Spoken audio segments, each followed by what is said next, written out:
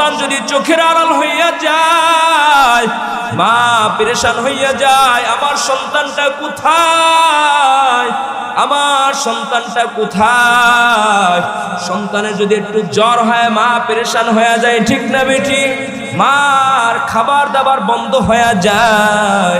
সন্তান যদি একটু অসুস্থ হয়ে পড়ে মা পেরেশান হয়ে যায়, সন্তানটি কোথায় নিয়ে যাইবে, কোন ডাক্তারের কাছে নিয়ে যাইবে, ঠিক না বেটি? কোথায় গেলে আমার সন্তানটা সুস্থ হইবে? সামান্য একটা বাক মায়া আল্লাহ তাআলা বান্দার অন্তরের ভিতরে ঢুকায়া দিয়েছে। এরে বান্দা, তোমার ওই বাড়ির পাহারা দেয় যে কুকুরটা, ওই কুকুরটার দিকে তাকায় দেখো, ওই কুকুরটার অন্তরের ভিতরে কত মায়া